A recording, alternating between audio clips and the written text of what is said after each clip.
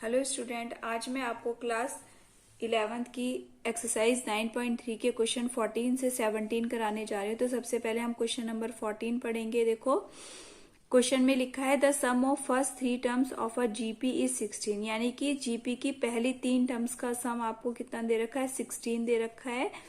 And the sum of next three terms का मतलब S4, S5, S6, तो S1 plus S2 plus S3 तो कितना दे रखा है, 16।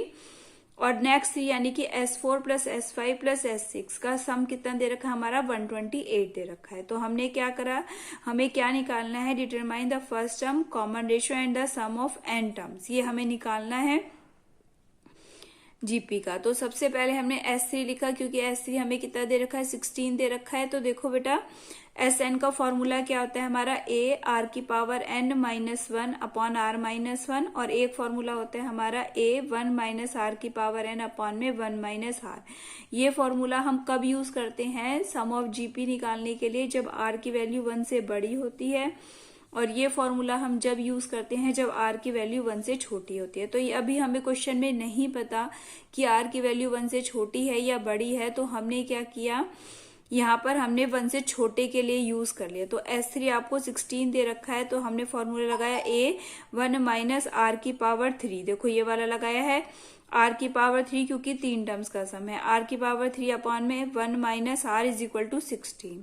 अब हमें दे रखा है नेक्स्ट 3 टर्म्स, यानी या तो हम लिखें S4 plus S5 plus S6 is equal to 128, या फिर हम इसको इस तरीके से भी लिख सकते हैं कि पहले से लेके 6 तक की टर्म्स का सम निकाला हमने S6, यानी S1 से लेकर के S1 S2 से लेकर के S6 तक टर्म्स का सम, और उसमें से माइनस कर दें हम S1 plus S2 plus S3, तो हमारा क्या निकल जाएगा, जब पहले से लेके 6 तक की टर्म्स के सम में से अगर हम पहले 3 टर्म्स का सम माइनस करेंगे तो S4, S5 और S6 निकल जाएगा हमारा, तो उसका सम निकल जाएगा। तो हमने ऐसे ही किया, S6 में से S3 को माइनस कर दिया, और ये हमें कितना दे रखा है बच्चों, 128 दे रखा है। अब यहाँ पर S6 का फॉर्मूला रखा हमने 1 माइनस r की पावर 6 अपॉन में 1 माइनस r, और यहाँ S3 की जगह वैल्यू रख दी 16। अब ये इज इक्वल टू 128 हो गया। अब यहाँ पे देखो ये बच गया हमारा a 1 माइनस r की पावर 16, 1 माइनस r, देखो s की पावर 3 की जगह हमने क्या रख दिया, 16 रख दिया, और ये जब 16 उधर जाएगा तो ये किसका हो जाएगा, हमारा प्लस का हो जाएगा। ठीक है, अब उसके बाद हमने डिवाइड कर दिया, डिवाइड 2/1, यानी कि इस वाली को इस वाली से डिवाइड करते हो, तो डिवाइड 2 करा है हमने, सबसे पहले सेकंड वाली लिखी, तो a 1 माइनस r की पावर 6 अपॉन में 1 माइनस r की पावर 1 माइनस r अपॉन में 1 वाली लिखी, तो a 1 माइनस r की पावर 3 अपॉन में 1 माइनस r, और इज इक्वल टू में 144 अपॉन में 16। तो देखो 1 माइनस r से 1 माइनस r कैंसिल आउट हो जाएगा, a से a कैंसिल आउट हो जाएगा, बच गया क्या हमारे पास, 1 माइनस r की पावर 6 अपॉन में 1 minus r is equal to में 144 अपॉन 16। अब हम देखो हमारे पास 1 माइनस r की पावर 6 को हम कैसे लिख सकते हैं, 1 की पावर 6 माइनस r की पावर 6। अब 1 की पावर 6 को कैसे लिख सकते हैं बेटा, 1 की पावर 3 की पावर 2, जैसे 3 2 जा 6 हो जाएगा, यहाँ पे r की पावर 3 की पावर 2, तो यहाँ पे 3 2 जा 6 हो जाएगा। अब हमने a square minus b square वाला फॉर्मूला लगाया, तो a square minus b square क्या होता है, a प्लस बी और a माइनस बी, तो हमने यहाँ पे लगाया 1 माइनस r की पावर 3 अपॉन में 1 माइनस r की पावर 3 इंटू में 1 प्लस r की पावर 3 अपॉन में 1 माइनस r की पावर 3, देखो 1 माइनस r की पावर 3 से ये कैंसिल आउट हो जाएगा हमारा, और हमारे पास आ जाएगा 1 प्लस r की पावर 3 इक्वल्स टू 9। ठीक है, अब ये प्लस का 1 इधर जाएगा तो ये माइनस का हो जाएगा, तो यहाँ पर आ जाएगा हमारा 1 r की पावर 3 इक्वल्स टू 9 माइनस 1 यानी 8 आ जाएगा। तो r की वैल्यू कितनी आ गई हमारी, 2 आ गई। अब इस r की वैल्यू को हम किसी भी एक इक्वेशन में ले सकते हैं, तो मैंने फर्स्ट वाले, अब देखो यहाँ पर ध्यान देने वाली बात यह है कि रेशो हमारा जो है 1 से बड़ा आ गया भाई। अब रेशो 1 से बड़ा आ गया तो हम सम में दूसरा वाला फॉर्मूला भी यूज करेंगे। अब हम तो a जो हमारे 1 माइनस r की पावर 3 लिखा था, मैंने क्या लिख दिया, r की power 3 minus 1 upon r minus 1 equals to में क्या है 16। अब r की वैल्यू क्या निकल के आई है हमारी 2, तो 2 की पावर 3 8 हो गया, 8 माइनस 1 यानी कि 7। तो अपॉन में 2 माइनस 1, तो ए की इज इक्वल टू कितना आ गया बच्चों 16/7। अब हमें कहा था एन टर्म्स का सम निकालना, तो एस एन क्या आ जाएगा हमारा, ए कितना निकल गया 16/7 और आर क्या है हमारा 2 की पावर n माइनस 1 अपॉन में 2 माइनस 1। तो ये हमारा आंसर होता है। ये हमारा क्वेश्चन नंबर 14 कंप्लीट होता है। अब क्वेश्चन नंबर 15 करेंगे। देखो इसमें लिखा है given a GP with a equal to 729 and seventh term is 64, determine the S7। अब हमें कहा है कि एक जीपी है जिसकी फर्स्ट टर्म 729 है और सेवंथ टर्म कितनी दे रखी है 64, और हमें क्या निकालना है S7 निकालना है। तो ए कितना आ गया हमारा 7 to 9 आ गया और A7 हमें कितना दे रखा है 64।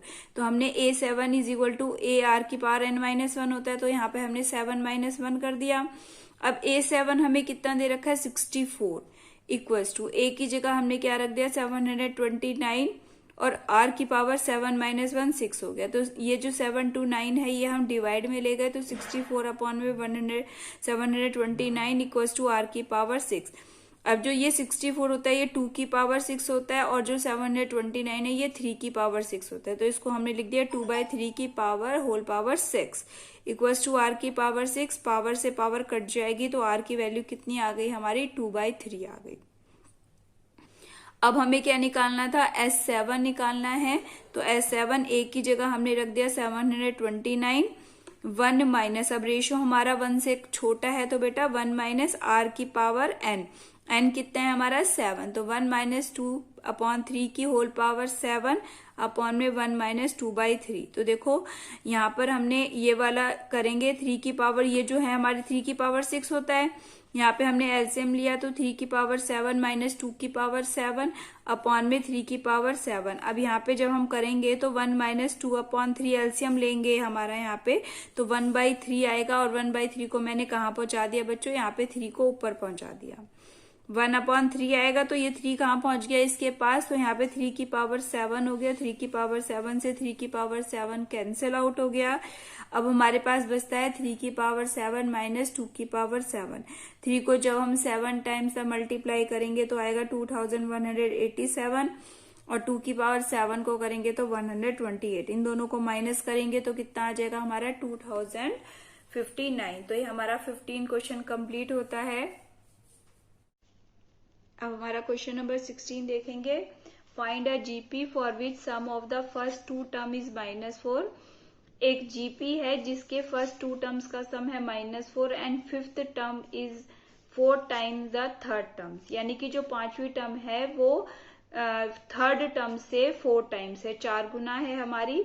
तो हमारे सम ऑफ फर्स्ट 2 टर्म्स यानी ए प्लस ए आर कितना दे रखा है -4, ठीक है। अब हमने और क्या दे रखा है फिफ्थ टर्म, यानी A5 कितनी है 4 टाइम्स है थर्ड टर्म्स की। तो A5 की जगह हमने लिखा AR की पावर 4, 5 माइनस 1 4। A3 की जगह लिखा AR का स्क्वायर, तो यहाँ पे A से A कट जाएगा बच्चों, तो यहाँ पे आ जाएगा आपका R स्क्वायर से R, यहाँ पे R की और 4 है तो R स्क्वायर बच जाएगा, तो R की स्क्वायर कितना आ गया 4 आ गया। तो R की वैल्यू कितनी आ गई +-2 आ गई, ठीक है। अब हमने इस R की वैल्यू, एक तो प्लस का 2 है और एक है माइनस का 2, तो हमने एक बारी तो यहाँ पे प्लस का 2 रखा देखो इस इक्वेशन में, तो A1 + 2 इज इक्वल टू -4, तो ये प्लस का 3 हो जाएगा, तो A की वैल्यू कितनी आ गई -4/3। और एक बार R की जगह रखेंगे -2, तो A1 - 2 is equal to minus का 4, तो यहाँ पर माइनस का 1 बच गया, तो -4 अपॉन में -1, तो A की वैल्यू कितनी आ गई हमारी 4 आ गई। अब हमने जीपी निकाली बच्चों, जीपी क्या आ जाएगी हमारी, देखो ए कितना है हमारा -4/3, तो सबसे पहले मैं आर को 2 ले रही हूं, तो -4/3 इंटू में 2 AR स्क्वायर, ठीक है। तो यहाँ पर हमारा आ जाएगा -4/3, ये आ जाएगा हमारा 8/3 और ये 2 का स्क्वायर कितना हो जाएगा 4 की मल्टीप्लाई 4 से करेंगे तो -16/3। अच्छा, अगर हम माइनस का ये हमने ये 2 लेके कर दिया, अब अगर हम माइनस का 2 लेते हैं तो फर्स्ट टर्म क्या आ जाएगी हमारी A4 आ जाएगी हमारी, सेकेंड टर्म क्या आएगी AR, तो 4 इंटू में -2 यानी -8, थर्ड टर्म क्या आ जाएगी 4 इंटू माइनस 2 का क्यूब यानी 2 का स्क्वायर यानी कि 2 2 जा 4 4 जा 16 और फोर्थ टर्म माइनस 2 की पावर 3 यानी कि 8 8 4 जा 32 अप टू सो ऑन। ये हमारा 16 क्वेश्चन कंप्लीट होता है। अब हमारा 17 क्वेश्चन देखेंगे बच्चों। इसमें क्या लिखा हुआ है देखो, if the fourth, 10th and 16th term of GP are X, Y and Z, अगर किसी जीपी की 4th, 10th और 16 टर्म्स X, Y और Z हैं तो हमें ये प्रूफ करना है कि X, Y, Z किस में हो, जीपी में हो। तो हमने सबसे पहले हमारी इसकी nth टर्म लिख दी, an equals to a r की पावर n माइनस 1। अब हमने n की जगह सबसे पहले 4 रखा तो a4 is equal to a r की पावर 4 माइनस 1 यानी 3 इक्वल्स टू एक्स हो गया। अब n की जगह 10 रखा तो ए आर की पावर 10 माइनस 1 यानी 9 इक्वल्स टू वाई हो गया। अब n की जगह 16 रखेंगे तो ए आर की power 15, 16 minus 1 15 is equal to z. अब हमने डिवाइड किया 1/2 को किया तो ए आर की पावर 3 अपॉन ए आर की power 9 equals to x upon y. देखो ए से ए कट जाएगा, यहाँ पे आर की पावर 3 जब यहाँ पे माइनस में आएगी तो क्या आ जाएगी 6, 9 माइनस 3 तो 1 अपॉन आर की पावर 6 कितना हो गया, एक्स अपॉन वाई हो गया हमारा। अब हमने क्या करा, सेकंड वाली को थर्ड से डिवाइड किया तो ए आर की पावर n 9 अपॉन में ए आर की पावर 15 इक्वल्स टू क्या आ जाएगा y अपॉन जेड। ए से ए कट जाएगा हमारा और यहाँ r की power 15 minus 9 6 equals to y upon z. अब देखो यहाँ पर भी इक्वेशन नंबर 1 में 1 अपॉन आर की power 6 is equal to x upon y और इक्वेशन नंबर 2 में भी 1 अपॉन आर की power 6 equals to y upon z.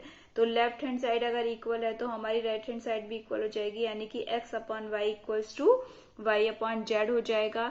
अब हम क्रॉस मल्टीप्लाई करेंगे तो ये कितना आ जाएगा, y square is equal to x z. इसका मीन्स क्या हो गया, जब रेशियो सेम होते हैं यानी कि जैसे एक्स वाई जेड ये अगर हमारी जीपी में है तो इसका रेशियो सेम है यानी कि वाई अपॉन एक्स करो या एक्स अपॉन वाई। देखो y upon x equals to क्या आएगा हमारा जेड अपॉन वाई, तो बात तो वही होगी। तो वाई स्क्वायर इक्वल्स टू क्या हो गया हमारा एक्स जेड।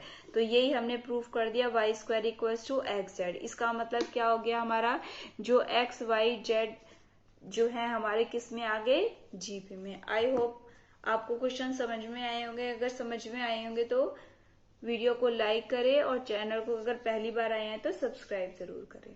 ओके बच्चों।